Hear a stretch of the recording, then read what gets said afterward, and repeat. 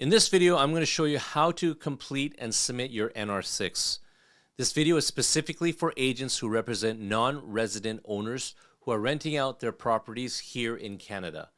If you want to know how to sign up to become an agent for a non-resident owner, check out this video up here or in the description below. About this time every year, which is early December, as an agent, you need to submit a new NR6 form for approval for the following year. You want to do this because once approved, it reduces your rental withholding taxes from 25% of the gross rent to 25% of the net rent. In layman's term, you only pay 25% of what is remaining after your expenses. As a landlord, you obviously want to do this as you'll have a much better cash flow, as you'll be paying less withholding tax upfront instead of paying 25% of the gross rental income. By the way, you can only do this if you designate an agent here in Canada to represent you.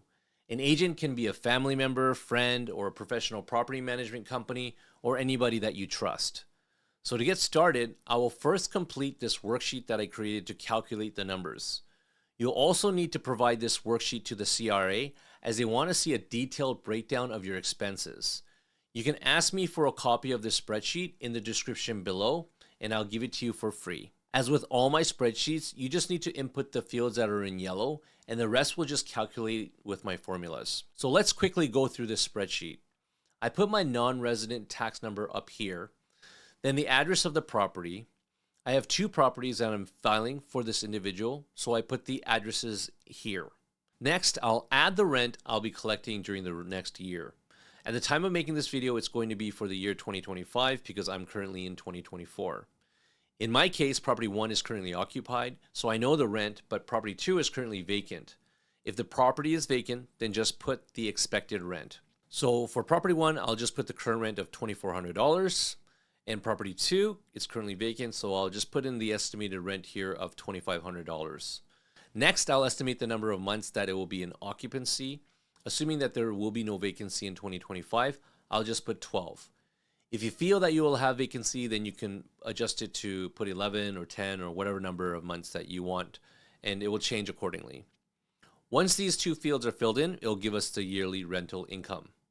Next, we will go through all the different expenses that we can incur on the property.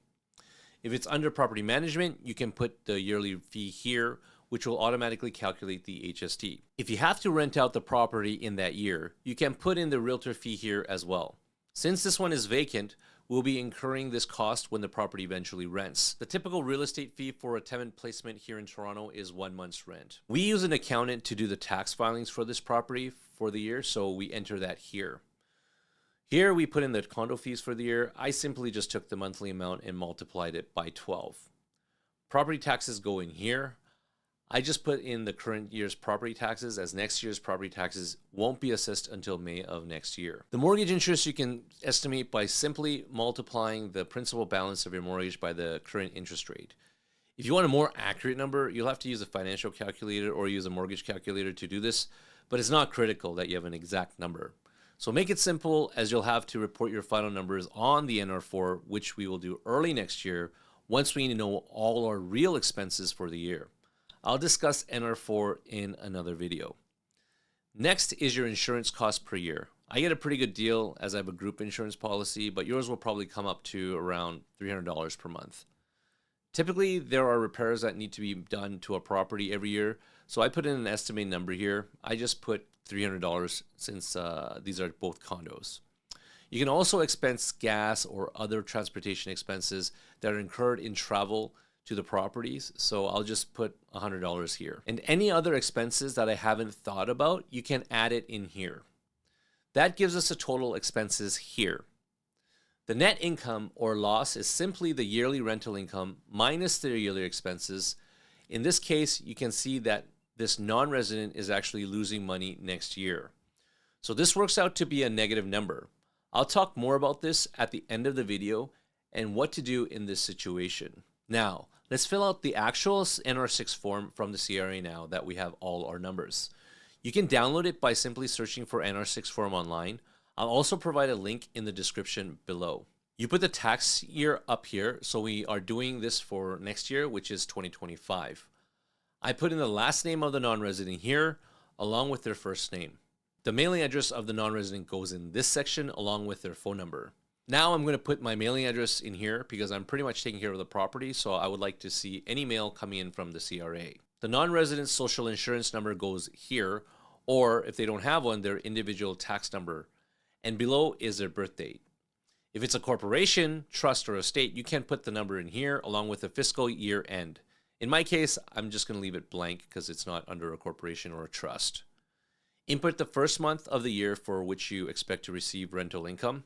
I'm putting Jan of 2025. In section 2, we fill out the rental property information. If the non-resident has more than 2 properties, you can fill it in on another sheet. As I mentioned earlier, you have to send a copy of the worksheet that I created, so you can just provide the additional properties on there if you have more than just 2. And just write in the address field, refer to separate worksheet for list of properties. So for this section here, we just transfer the numbers from our spreadsheet onto here. So I'll take the gross rent of property 1, $28,800, and input that into here. The total expenses go in here, along with the net income, which was negative in our example. I'll do the same for property 2, then fill out the total for the 2 properties here. Again, if you have more than 2 properties, you don't need to fill these sections in. Section 3 is where the non-resident needs to sign. You can use electronic signatures like DocuSign if you want to. Type the non-resident name here and the date that they signed the document. If there is a representative that can sign on behalf of the non-resident, you can input their name here instead and attach a copy of the power of attorney document to the CRA. Section 4 is where you input all the agent's information. Since I'm the agent for the non-resident, my information will go into here, along with my non-resident tax number and my SIN number, which goes here. I sign here and type my name and date of signature in this section here. That's it. We have completed the NR6 form. Now I'll show you how to submit everything to the CRA to get approval. There are 3 ways to do this. The first method, you can print the NR6 worksheet and the NR6 form and mail it to the CRA at the address here.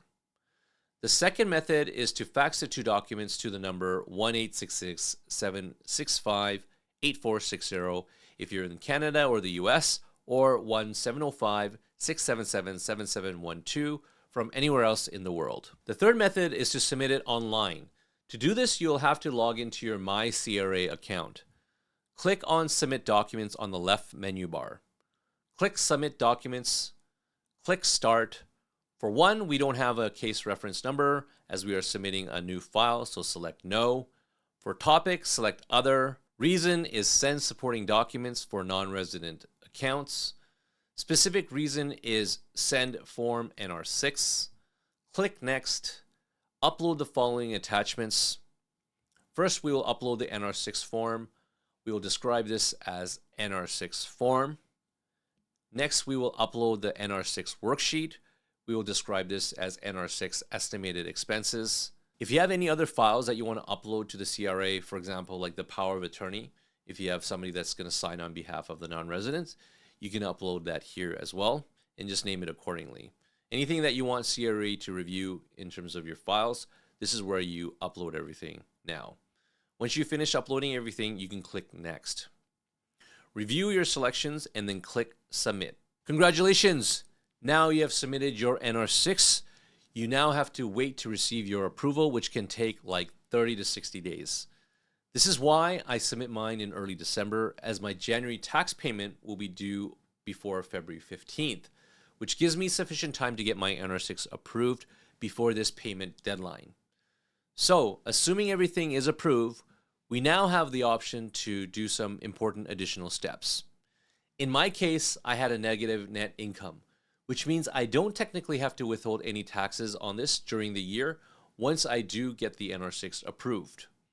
I'm not sure if this is necessary or not, but I do this additional step anyways because it's better to be safe than sorry. I always call the CRA non-resident withholding section once I have the NR6 approved.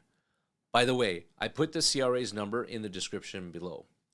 They will make the adjustments on your account so that you don't have to make any monthly payments for the year. If your number is positive and you do have to submit a withholding tax, you're obligated to pay the withholding tax every month before the 15th of the next month. If you don't like the hassle of paying monthly, you do have the option to pay the entire year's taxes up front. I typically do this, especially if the amount is small, so I don't have to go through the hassle to pay these taxes every month. To do this, you can simply call CRA once you've made the lump sum payment for the year, and they will adjust it on their side for the year. Do yourself a favor, as you can just do this once and forget about it for the rest of the year, avoiding any penalties for any late payments. You will have to file your NR6 every year moving forward, so this is something that you must put in your calendar to do in early December if the property has a year-end tax filing. You'll also need to submit your NR4 for your actual expenses and revenues for the year, so that the non-resident owner of the property can file their taxes. I'll show you how to do this in a video to follow. If you found value in this video, hit the subscribe and like button to support the channel. If you have any questions, feel free to drop them in the comments below. Don't forget to request the worksheet if you don't have one already in the link in the description below. Thanks for watching, and I'll see you in the next video.